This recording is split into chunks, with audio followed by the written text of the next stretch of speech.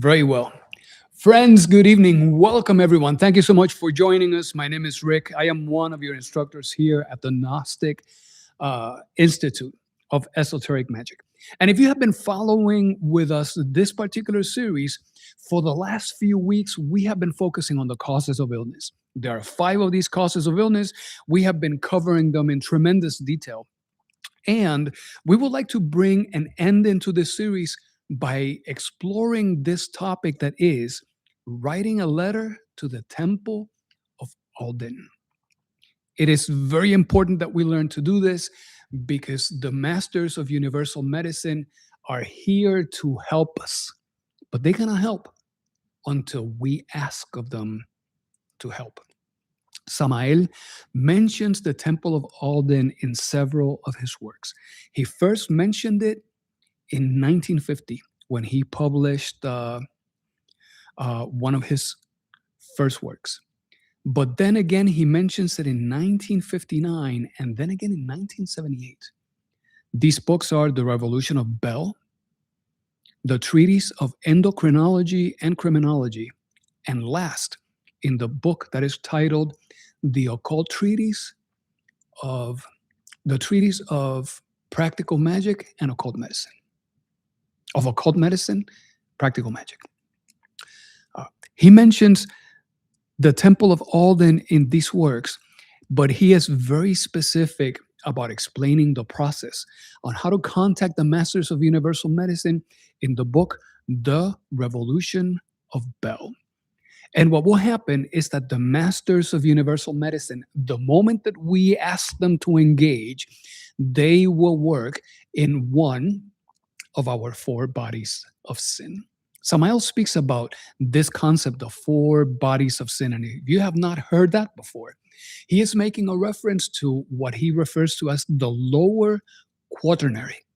These bodies of sin are the physical body, the astral body, and the mental body. But the physical body has an aspect that is dense, which is the vehicle that you and I can perceive with our senses, and also has an etheric counterpart. It's a reflection of the physical body, but in the fourth dimension, in the ethereal plane. And these are the four bodies, the physical and the ethereal, that they make this body, the astral, and the mental body.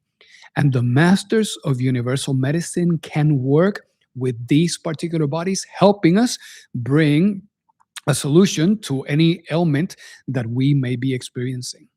These masters, they're rich in wisdom, and they will heal the bodies of the initiates. And again, this is what the masters tell us, anyone who asks for help. These masters of universal medicine are very renowned. You have heard these names many times before. Paracelsus, Galen, the Greek doctor, Hippocrates, Archangel Raphael, Angel Adonai, and Hermes Trismegistus. You can write a letter to any one of these masters or to all of them. And you can ask them exactly what is it that you need them to address. For example, if you are not able to remember your astral experience, we know that everyone unfolds in their astral body, whether they know it or not. And this happens every time that the physical body falls asleep. The soul leaves the physical body and remains bound to the physical body by means of a silver thread that is known as the thread of Antakarana. That thread is bound to the heart, and the soul, as it leaves the body, it has the ability to come back into the physical body because it is still connected by virtue of that thread. When your soul, this lunar soul that we have, is walking around that lower realm of the astral plane in the dream state, anything that you experience there vibrates through that thread of Antakarana into your heart, in the same way that the string of a violin vibrates when it is affected. And so, if you are feeling sensations in your physical body because of things that you're doing in that astral domain, all of that materializes here in the physical body because of the vibrations that come into it by virtue of the thread of Antakarana.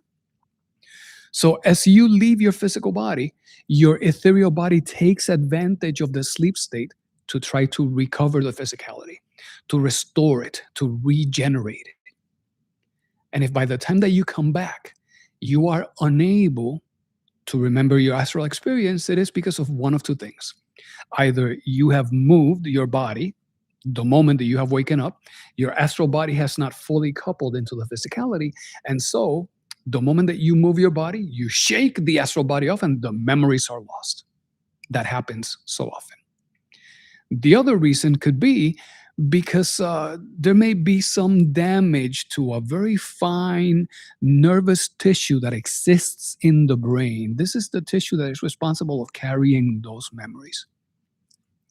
And when we are stressed, when we are consistently concerned, worrying, when we go through these explosions of anger, these emotions that are so dramatic in the way that we express them, well, that starts creating that damage to the fine nervous tissue.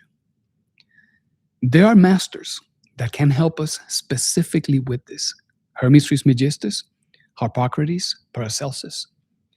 And what they will do is that they will take you in your astral body and bring you into the temple of Alden, and they will irradiate your body.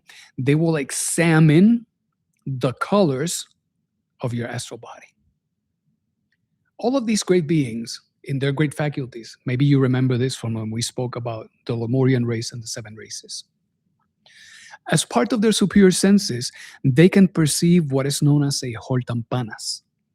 Holtampanas is a spectrum of colors that contains 3.5 million different combinations of those colors. You can imagine how rich that spectrum would be. Days like today, some people barely perceive the 7 colors of the prism. So they will look at the colors of the practitioner and they will notice that some colors are not projected out of that astral form because they remain as energetic flows, they remain trapped within the physical body. Preoccupations, worries, concerns, all of these things that tend to bring this weight into the mind, they affect tremendously the astral body. And what they will do is that they can treat your astral body and make repairs in this tissue so that those energies are once again flowing. And as you return into your form, that you can remember all of those experiences that you go through in the astral plane. And as a matter of fact, they can also work healing the astral body. In the Temple of Alden, as they bring your astral form in, they will sit you there as a patient and they will irradiate your body with 3 distinct colors. That is yellow, blue, and red. Noticeably enough, these are the very same 3 colors that represent the Holy Triamashikamno, the divine trinity of the Father, the Son, and the Holy Spirit. And as they irradiate that astral body with these colors, they will help make visible different larvae that may be attached to your astral body. After the masters remove these larvae from that astral form of yours, they start treating it as an organism with different medicines. And what happens? As the astral body heals, by virtue of the flow of the ray of creation that descends from the realm of the logos through the mental, the astral, the etheric, and the physical plane, it descends. As the astral body heals, the ethereal body heals, and the physical body heals as well. So this is wonderful. We use the word larvae here, and I don't know if you have heard this before, but Samael tells us we find gnosis in the etymologies. The etymologies are the origins of all the worlds, of all the words. And when it comes to this word larvae, in Roman mythology, the word larvae does not mean worm or maggot. It is a ghost, a specter. It is a disembodied spirit. Going a little earlier in time into the early 1600s, the Latin root word larva means ghost, evil spirit. It means demon. So when we are speaking here of larvae, we are speaking of psychic aggregates.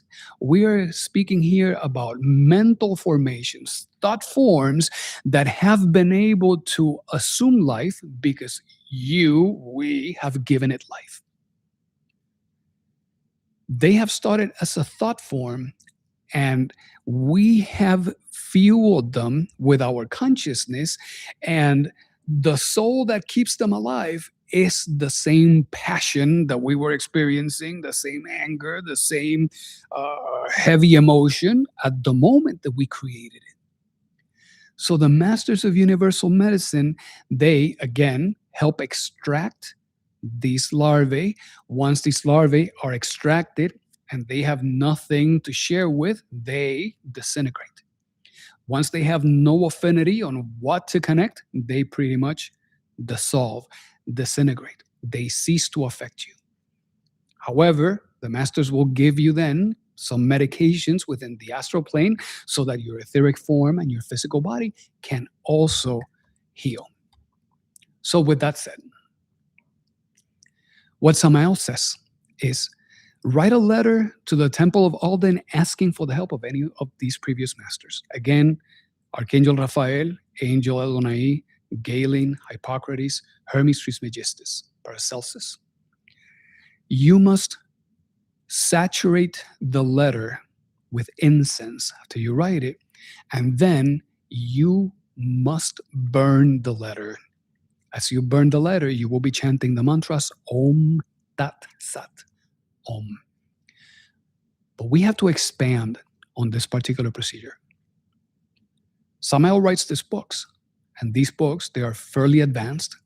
It is implied that those who are working with this theurgy, with this sidereal magic, that they know of the way to exercise all of this work. So there is a little bit more to it. And that is what we would like to share with you because we know that everyone can benefit from this. Because we know that this can bring a tremendous amount of benefit to anyone who wants to put this into practice. So before we go into the process, it's important that you know this. Any sick person can write a letter to the Temple of Alden. Anyone who writes a letter will receive help from the Gnostic doctors. Just like any single person here can go to a hospital and they can get treated. They can receive medical treatment to address their need. The key here is that the letter must be written by the person who is concerned. I cannot be writing a letter for you, just like you cannot be writing it for me. The person who needs the letter written, they have to write it themselves and send it. Now, we also know that these masters, they exercise a perfect balance between mercy and justice. What if the person does not know how to write? Well, we can help them. What if the person is in bed and they are unable to write it? Well, we can help them. We have to ask for their permission. Are you okay if I write this letter for you? I can write the letter for you. The person can dictate what they want to say, and you write exactly what they are saying. And then we can send the letter. The masters, again, they will always exercise a perfect balance between mercy and justice. The law is not tyrannical, and it will always have help for those who ask for it. So the letter must be written by the person concerned. And the person must perfume the letter with frankincense. All the books, they say incense. Incense, they are referring to frankincense. It is not just any incense. It is frankincense because the elemental of frankincense is a tremendously powerful elemental, the one responsible for helping deliver the astral soul, the astral signature of this letter to the hands of the masters at the Temple of Alden. And once the letter gets there, that letter that is addressed to Hermes or Paracelsus or Archangel Raphael, that letter will get to their hands and they will read the letter and they will assist the patient according to the decree of the law. So it's important that we know this. We cannot just go around offering to write letters to people because that is not the way that works. So, what is it that you need to do this? You need to have a burning candle. I'm going to set up a disclaimer because you and I, we're all bound by the law of accidents. And we must be very careful while we're doing these exercises. We're going to have an open flame. We're speaking about burning a letter. We have to do these things in a place where we know that it is safe to do so. Because bound by the law of accidents, we could create an adverse situation and create problems that we really do not need. So let's, before anything else, safety. Okay.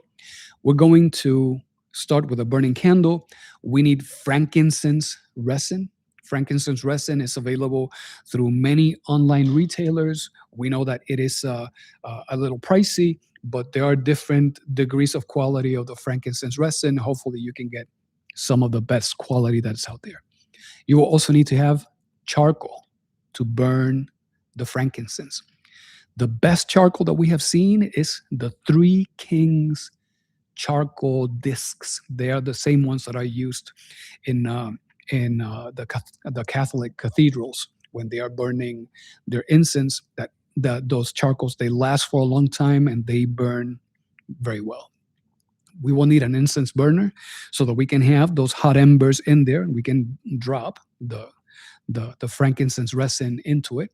And of course, we're going to need a white sheet of paper and a writing instrument, a pen, a pencil, a fountain pen, any one of those will do. The one ingredient that is indispensable for this work is faith. Just like in any other work of magic, we get out of it exactly what we bring into it. If we bring distraction and doubt, that is as much result as we're going to get. We need to bring in a lot of faith into this work.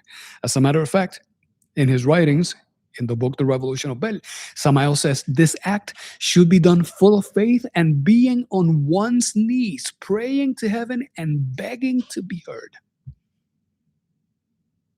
If we could create a visualization, what that is saying is that all of that intention, all of that consciousness must be present in such a way that when those thought forms are generated, that you can see yourself creating that tunnel of light between wherever you are and the realm of the logos.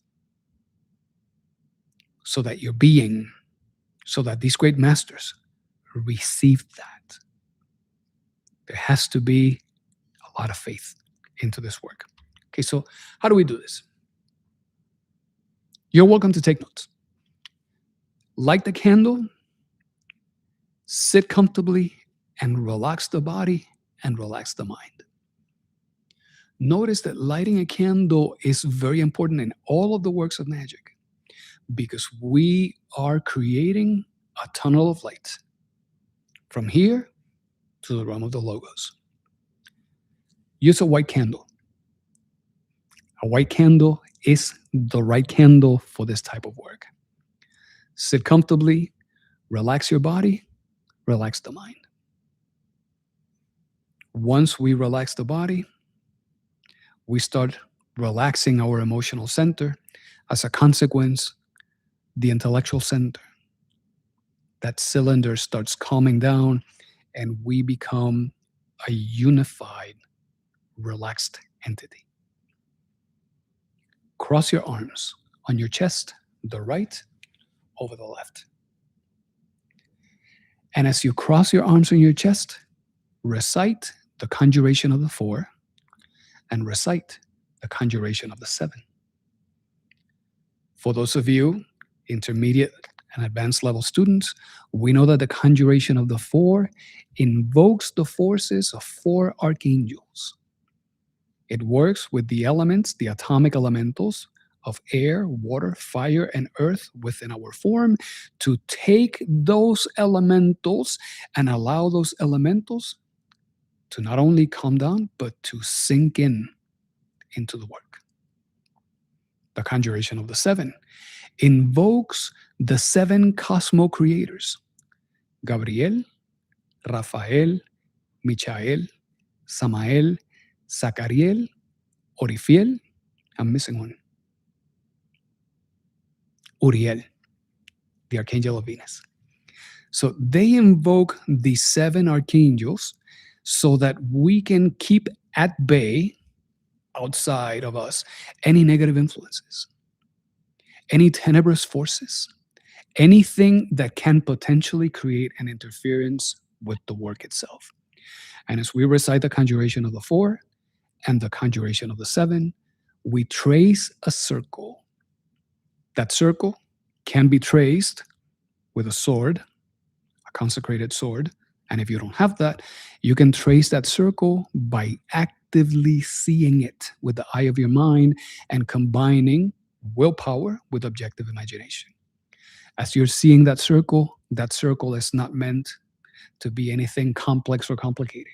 It is not meant to be a circle of fire. It is not meant to be a circle of lasers. It is meant to be just a white, bright circle. And for that purpose, we sing the mantra Elion, Melion, Tetragrammaton. We have chanted that mantra many times in many of our previous lectures. If you have not heard it before, you chant it Elion.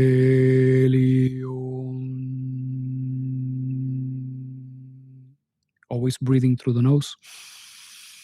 Melion.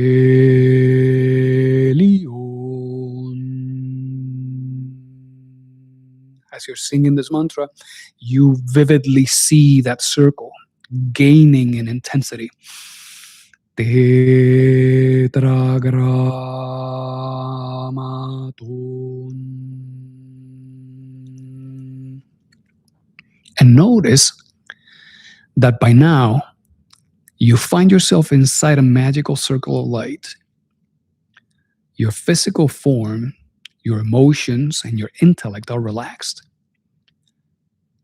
The atomic elementals within you are responsive to these superior works, and the invocation of the 7 archangels of creation are helping keep at bay any negative influences outside of that circle.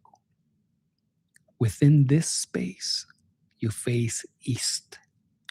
We always face east with our arms crossed on our chest, and we invoke our innermost. We always invoke our divine being, and we ask for what we need. If you're doing this work and you are not sure exactly because there are conflicting priorities in your mind, don't let those conflicting priorities bog you down.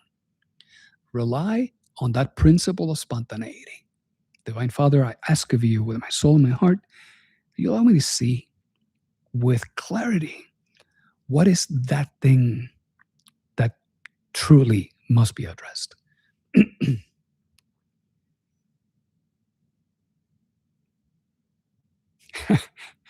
As one great thinker says, show me in a way that it is clear that it is you telling me.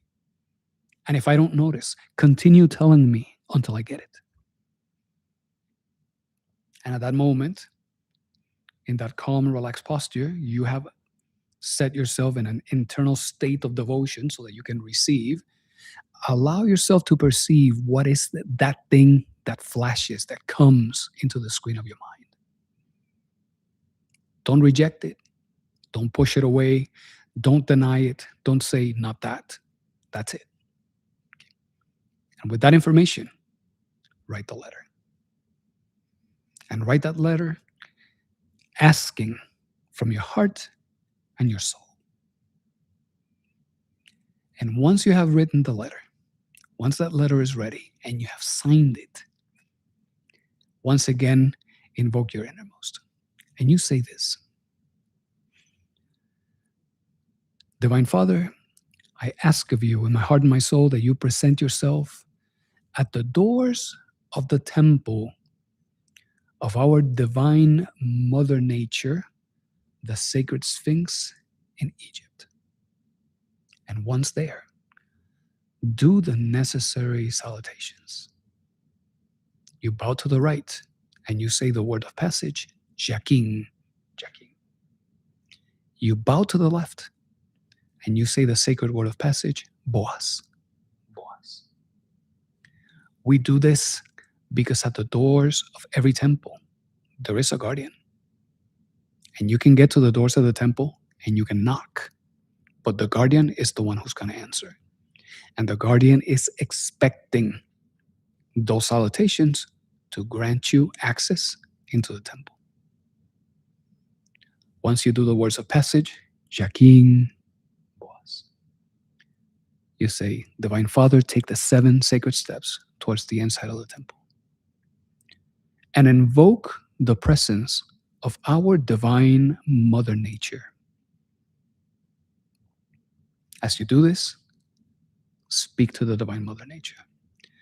Divine Mother, we're here humbly at your presence, asking of your grace so that you may allow us to work with our elemental advocate.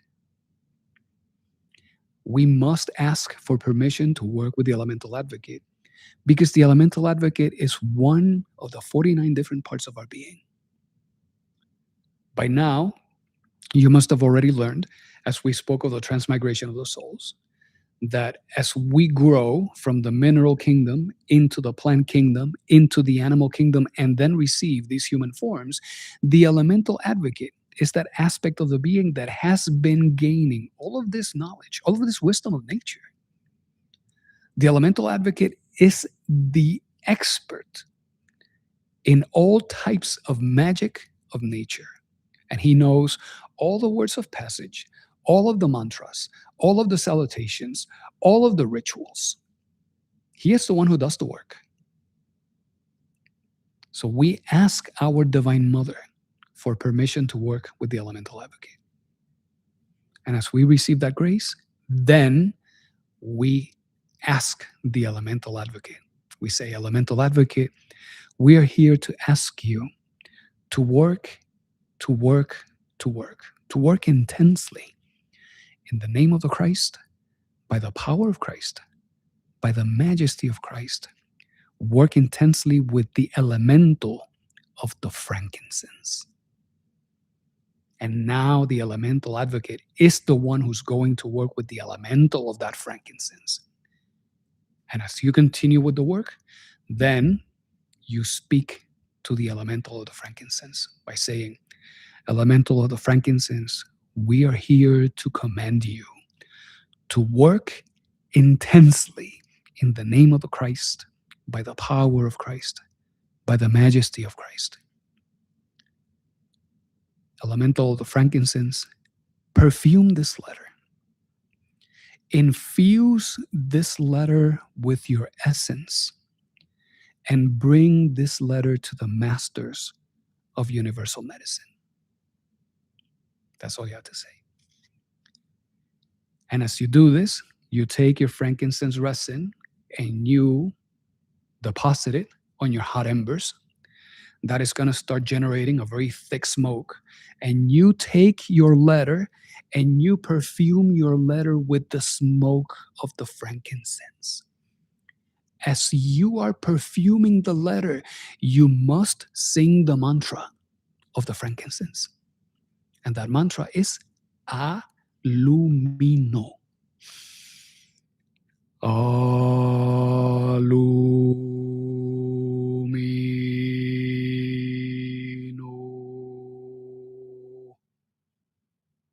You continue repeating the mantra for as long as you continue perfuming that letter. For how long do you do it? You will know when it's enough. Some people like to do it until the frankincense stops burning, and that is phenomenal. Some people sing the mantra 7 times, and that is certainly sufficient. But you chant the mantra as you are perfuming that letter. Once you do that, in that circle, still facing east, you kneel and you pray to the masters of universal medicine. Divine masters of universal medicine, we invoke of your presence, we ask of your help. Aid us. Heed to our call. Help us heal from this. Help us heal from that. Alleviate this suffering. And from your heart, you beg the masters of medicine and you ask for their help. It is even better when you say, we ask of this with our heart and our soul, and we ask that you heal us according to the will of the great law. And once you're finished asking begging from your heart, you take that letter, fold it, and you bring it to that candle and you burn the letter. Make sure that you have somewhere where you can deposit that letter so that you don't drop some open flame and you create a problem in your home. We certainly don't want anyone to suffer something traumatic like that. So safety first, okay? You bring that letter to the candle, and as you are burning the letter, you sing the mantra Om Tat Sat Om. That mantra, if you have not chanted it before, goes like this. Om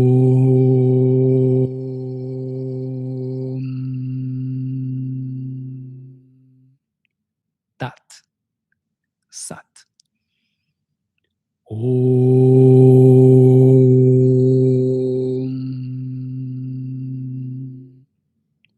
For how long are you chanting that mantra? For as long as the letter is burning. If you want to continue chanting that mantra after the letter has burnt and do it 7 times, you're welcome to do so. It is a very powerful mantra. But this is how you perfume the letter so that the elemental, the frankincense, can deliver it. And this is how you burn the letter so that you can deposit that astral signature of the letter itself into the hands of the elemental so he can go and deliver it. Om Tat Sat Om. And after you have done that, we have to close the work. We always must express gratitude and gratefulness for them listening to us. I mean, we stated here for the help received, yes. Sometimes we will ask for things, but the masters, they will never operate outside of the will of the law. They will never interfere with any specific karmas that we are experiencing, that are karmas that are just not negotiable. Because we know that karma is negotiable, but there's some karma that is not karma, but karma duro. And if it's karma duro, that karma has to be paid. That's the law. So we have to always express gratitude and gratefulness for the help that they give us. As you're getting ready to finish the work, you stand up, you're still facing east with your hands crossed on your chest. Divine Masters of Universal Medicine, we give you infinite thanks for this help that you give us. You give thanks to the Elemental Advocate. Elemental Advocate, infinite thanks for the work that you do with the elemental, the frankincense. Thanks to the Divine Mother. Divine Mother, thank you for your grace, for allowing us to work these parts of our being. We thank our being. Divine Father, we're here before you in infinite gratitude for this wisdom, for the sacrifice, for the works that you do for us. Thank you. And then we will always say this. We ask that everything materializes, that everything crystallizes according to the universal charity, according to the universal charity and the great law. We have heard many students, many practitioners say, Divine Father, we ask that this is all done according to your will, the will of the Father, the will of the great law, never our will. We have heard that. And we do this because we need this to be a work of white sidereal magic. The moment that we start commanding on our own, telling the elemental to do this without going through the elemental advocate, commanding something else to do this, that this is what's going to happen, at that moment, we're just bringing in desires and our own will. And that is, as ridiculous as it may sound, that is black magic. Because black magic happens in many different degrees. So we will always say, according to the universal charity and the great law. And if the healing happens, we are super grateful. We cannot forget that they helped us. We must bring help to others. And if it does not materialize, we accept it with the same degree of gratitude because it is according to the law. And once we're finished, we will always finish the work with the sign of the cross. From the forehead to the heart, the left shoulder, and the right shoulder. That is the sign of the cross. From the head, from the forehead to the heart, left shoulder, right shoulder. In the name of the Father, the Son, and the Holy Spirit, we will do the sign of the microcosmic star. If you have not done that before, standing tall, we will open our legs and our arms side to side. We will bring our arms up until the palms touch each other, and bring them down to our shoulders and expand our arms out again, standing like a 5-pointed star. At that moment, we just drop our arms, and in that circular motion, as we bring them, hands to the chest, the right one over the left, our legs come back together, like we're standing back at attention. So sign of the cross, the microcosmic star, and we trace the circle. The circle, you can do it from your forehead clockwise. You can do it from the forehead counterclockwise. It does not matter because it is just a circle. Some people will become fanatical and say, oh, to the left is black magic. No, this has been clarified many times. It is a circle. Trace a circle. And we finish by tracing the rune Sig. The rune Sig is a rune of victory, and it is the rune as a lightning, what is used to seal all the works of magic. So your hands must be like the hands of the Father that we see here on the screen. Your hands in this way. Just select your index finger and trace the lightning as you pronounce the letter S as a mantra. And that brings an end to this particular work of magic. Well, it feels like it's a lot. But once you can do this, you get used to it a couple of times, it flows naturally. And this is the way that we do the work. So let's do a very brief recap. Light the candle, relax the body, cross your arms, and do the conjuration of the 4 to prepare all those atomic elementals, the conjuration of the 7, so that we can prepare the environment for magic. Once the environment is ready, trace the magic circle around you, mantra Elion Melion Tetragrammaton. We face east, invoke our innermost. We are clear on what is needed, and we write the letter. We invoke our Father. Present yourself at the temple of the Divine Mother Nature. Salutations at the door, Jaquin, Boaz. 7 steps to the temple. Divine Mother, grant us your grace to work with the Elemental Advocate. Elemental Advocate, we ask you to work in the name of the Christ, by the power of Christ, by the majesty of Christ, with the elemental of the frankincense. Elemental of the frankincense, we command you to work intensely by the Christ, by the Christ, by the Christ. Perfume this letter. Deliver this letter. As we're perfuming, mantra Allumino. We kneel. Once the letter is perfumed, we invoke the Masters of Universal Medicine. We ask from our heart and our soul for their help. We take the letter to the candle. We burn the letter. Om Tat Sat. Om. And once that letter has been burned, we stand facing to the east. We thank the Masters of Universal Medicine. We thank the Elemental Advocate, our Divine Mother, and the innermost, and we ask that everything is delivered, materializes, and crystallized according to the will of the Great Law. Finish the work in the name of Father, Son, and the Holy Spirit. Microcosmic star. Trace the circle. Rune Sig. Work is done. And this is how we send the letter to the Masters of Universal Medicine at the Temple of Alden. Should you be interested in going deeper into these topics, this material that we have here, we have taken it from these works of Samael Aun Weor, the Treatise of Occult Medicine and Practical Magic, 1978, that is the last book. The Esoteric Treatise on Endocrinology and Criminology, Igneous Rose, because in Igneous Rose, we can see the magic of the frankincense, and the book, The Revolution of Bell, from the year 1950. Friends, this is how we make ourselves ready, prepare the environment, and send a letter to the Masters of Universal Medicine asking for whatever help it is that we need. It has been written, the Masters of Universal Medicine will receive the letter and they will tend to the patient. Ask them to help heal those tissues so that you can bring back your astral memories. Ask them to help heal your astral body, to get it rid of all of those larvae that we have created in this life and in so many past lives that are just a hindrance, an obstacle into our internal development, into our inner work. If there is a physical ailment, something that you're experiencing, ask them to heal your organ, whether it is your liver or your spleen or your intestine or your muscles or your tendons or whatever it is that you need help. Ask them for the help. And if it is according to the law, these masters of universal medicine, they will help us. This is our first YouTube live broadcast. If you happen to have any questions, we will welcome them on chat.